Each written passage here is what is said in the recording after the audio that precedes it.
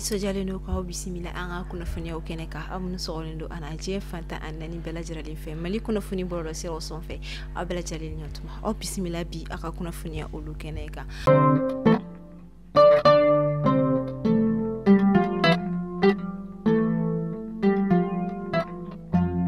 Bi ame tɛnɛnna su kalo tile 22 san 2024 ka sangani ka dɔ ka fɔ an ka jamana furancɛ fanga ɲɛma Colonel Asimi Goita a kɔni ye kuma minnu fɔ wagati tɛmɛnnu na ko fɛn min an ka jamana administration olu kɔni bɛna digitaliser ni min kɔni ye ka baara kɛ olu kɔnɔna ni ka dɔ ka fɔ subahana machine kɔni o de kɔni kama jumadon tɛmɛnen ka dɔ ka fɔ Kuluba Palais la i ka dɔn o baaraw bɛɛ lajɛlen kɔni lancement kɔni kɛra min yɛrɛ kɛnɛ ka jamana ɲɛmaa yɛrɛ kun ye Colonel Asimi Goita o ni a ka gouvernement ma caman kuma kɔnɔna la a yirala ka fɔ ko nin bɛna se ka kɛ sabu ye walasa jɛlenya ani ka dɔn ka fɔ baaraw kɔni kɛli bɛ se ka nɔgɔya cogo min na jamanaden bɛɛ lajɛlen bolo ani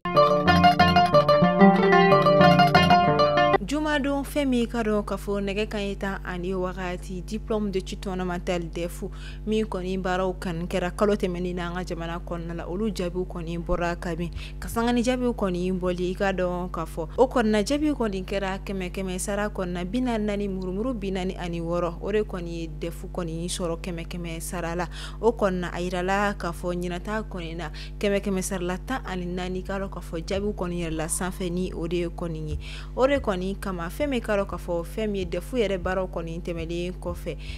o kɔni kama fɛn min ka dɔn ka fɔ première nationale maa min kɔni ka DEF kɔni moyenne cayara ni DEF den bɛɛ lajɛlen ta ye olu kɔni bisimilala ka dɔn ka fɔ an ka jamana kalanko ministre kɔni fɛ kɛnɛ min kɔni kan a ye u fo ka tila ka tableau ta ka di u ma i ka dɔn ka fɔ wale ɲuman dɔn ani ka dɔn ka fɔ walasa u ka se ka cɛsiri ani jija caman kɔni kɛ i ka dɔn ka fɔ don nataw la fɛn min ka dɔn ka fɔ Sira Traoré ale de kɔni kɛra ɲinan kɔni première nationale a ka moyenne kɔni bɛ taa i jɔ fɔ 18,15 ni o kɔni 18 murumuru 15 o ni a filanin tɔɲɔgɔn ni ale kɔni tɔgɔ ye ka dɔn ka fɔ Koninba Traoré ale kɔni kɛra 3e kɔni ye ninnu bisimilala ka dɔn ka fɔ an ka jamana kalanko ministre kɔni fɛ min kɛnɛ min kan a ye u bonya ka wale ɲuman dɔn kɔni kɛ u ye wa ka tila ka ɲini u fɛ u ka jija ani cɛsiri caman kɔni kɛ ka d'a ka jamana jigi bɛ u kan don nataw la.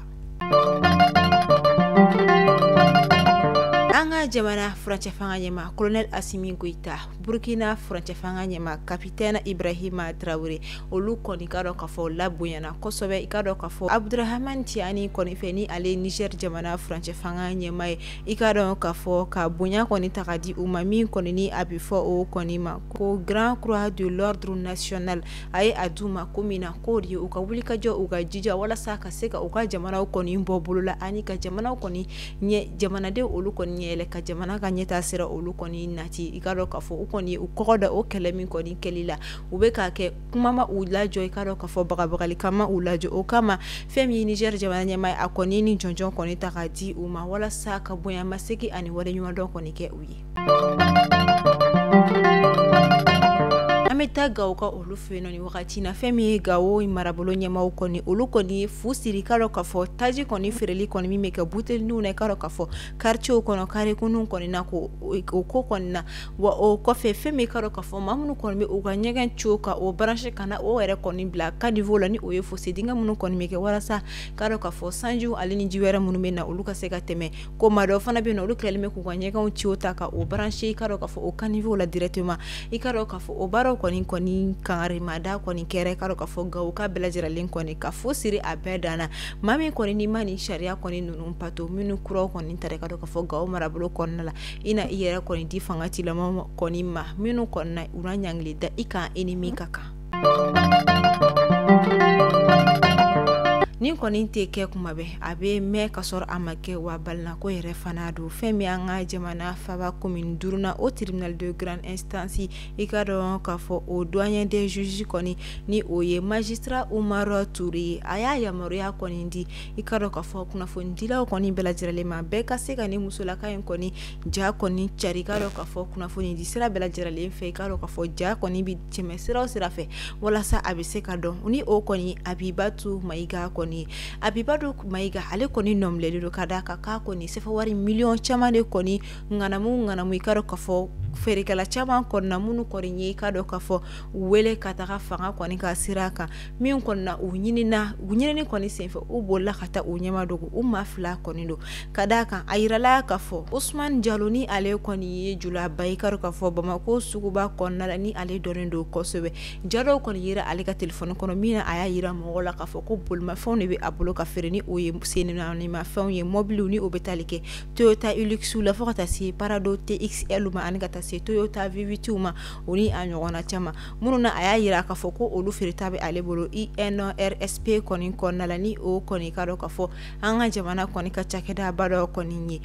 min yɛrɛ kɔni bɛ hippodrome ka olu kɔni fɛ kuma min na a ye ni janu sɔrɔ la kunna min na a y'a yira i ka dɔn ka fɔ jagokɛlaw la a ɲɔgɔn jagokɛlaw la minnu ni a dɔw la yɛrɛ a ye olu ta ka taga i ka dɔn ka fɔ bolimafɛn ninnu kɔni yira u la i ka dɔn ka fɔ INRSP yɛrɛ kɔni cour kɔnɔna la min kɛra sababu ye ka danaya kɔni nati ka dɔn ka fɔ olu ni maa kofɔlen ninnu ni ɲɔgɔn cɛ ni o kɛlen maa caman kɔni wari bɔ i kunna danaya kɔni sɔrɔlen kɔfɛ ka bolimafɛnw san ni o dɔw kɔni bɛ tali kɛ Bubakar la ale kɔni Hilux san fɛn min ani ka dɔn ka fɔ Parado TXL min kɔni a y'a san sefa wari $400,000 ani 280 bɔyanko wa o kɔfɛ Mamadu ale fana kɔni Hilux san ale o san o boli ka dɔn ka fɔ sefa wari $6,000,000 o kɔfɛ fɛn min ye Abu ye ale fana ye ka dɔn ka fɔ V8 san o boli ka dɔn ka fɔ $2,000,000 ani 10,000 o kɔfɛ Sheikh Abdul Ali ni Mamadu olu fana yirala ka fɔ ko olu fana ye $2,000,000 de kɔni sara u ye ma kelen u ye $2,000,000 sara ka da ka olu fana kun bɛ fɛ ka Hilux kɔni san u bolo wa o kɔfɛ Sheikh Abdul Ali ni Mahamadu ninnu kɔni ye maa saba ye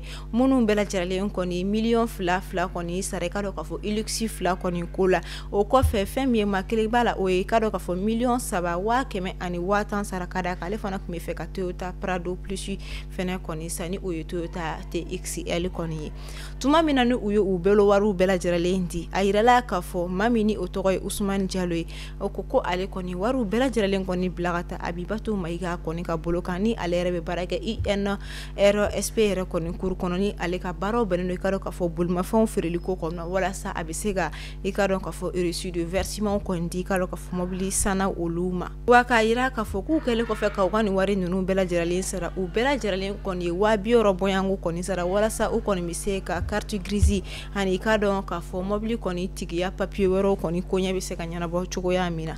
kuma min na u ye wari di ni o kɛra utukalo tɛmɛnen na san 2023 fo ka se bi ma u ma ɲɛ sɔrɔ mobili ko o la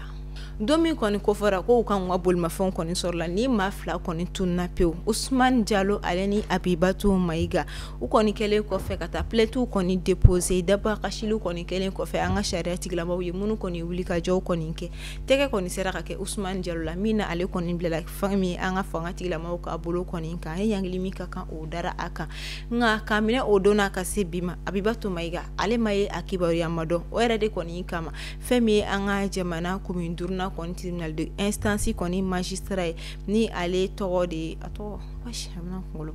Umar Ture ale kɔni ye a yamaruya muso la kan kɔni ja ka se ka tɛmɛ sira bɛɛ lajɛlen fɛ walasa a bɛ se ka ye ka d'a kan a ye maa minnu kɔni ŋanamu u ka laɲini tɛ fosi f'u ka hakɛ ka segin u ma wagati min na i ko sisan Togo jamana olu kɔni bɛ ka kuma ɲɔgɔnya ta ni ka dɔn ka fɔ farafinna cɛncɛn kan jamanaw ye Mali Burkina Faso Niger walasa u kɔni bɛ se ka i ka dɔn ka fɔ corridor dɔ kɔni sigi min kɔni bɛna kɛ i ka dɔn ka fɔ Togo kɔni port kɔni kɔnɔna la ni o ye Lomé port kɔni ye min bɛ se ka kɛ sababu ye i ka dɔn ka fɔ farafinna cɛncɛn kan jamanaw ani ka dɔn ka fɔ u ka fɛnw kɔni bɛ se ka don ka bɔ kɔni kɛ togoya min na nɔgɔya la fɛn min bɛ se ka tɛmɛ i ka dɔn ka fɔ Lomé kɔni port kɔni fɛ ka sanga ni ka dɔn ka fɔ Sputnik Robert Duzeini ale kɔni Togo ministre min ɲɛsinnen don u ka jamana ko kan ko kɔni ma a ka ɲɛfɔliw kɔni a ye a yira ka fɔ ko Togo jamana kɔni bɛ fɛ ka nin port kɔni sigi min kɔni bɛ se ka kɛ sababu ye kɛrɛnkɛrɛnnenya la ka se ka tɛmɛtɛmɛli kɔni nɔgɔya i ka dɔn ka fɔ ni o ye taga ni ka sigi kɔni ye farafinna cɛncɛn ka jamanaw kɔni ma u ka don ka bɔ kɔni na min kɔni bɛ se ka kɛ jagofɛnw ni marchandise o ni a ɲɔgɔnna caman kɔni ye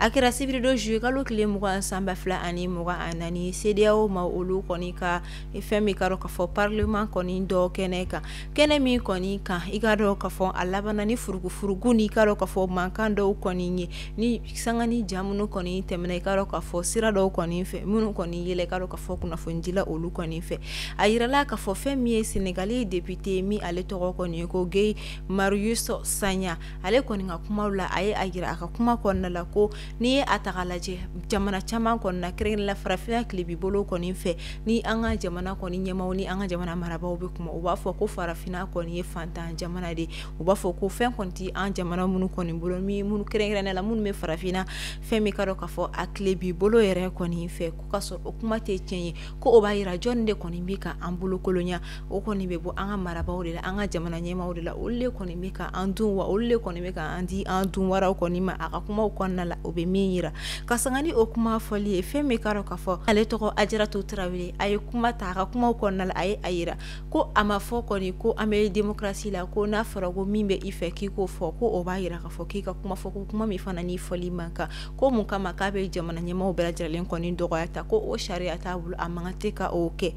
a ka kumaw kɔnɔna la a ye a yira ka fɔ ko hali n'a sɔrɔ ya kuma dɔw b'i hakili la ka fɔ i man kan tɛ ka olu kumaw kɔni fɔ yɔrɔ de bɛ kuma la wa i man kan tɛ ka kumaw kɔni fɔ cogo dɔ la ko n'i bɛ kuma dɔw fɔ i kan ka a jate minɛ min ni fɔli ka kan min ni fɔli ma kan ko ale kɔni tɛ jɛn ni o kumaw ye ka d'a kan fɛn min Marius ye ko a kɔni filan kɔni tɛ jamana ɲɛmaaw ye wa a teriw tɛ ko a bɛ se ka kumaw ma ko cogo min kɔni ye u ja min kɔni kɛra ɲɔgɔn sama ni mankan dɔw kɔni ye ne y'a to jan ninnu kɔni bali la ka ye yɔrɔ dɔw kɔni na min kɔni na a bɛ ma dabali ban kosɛbɛ nka a ko kɔni kɛra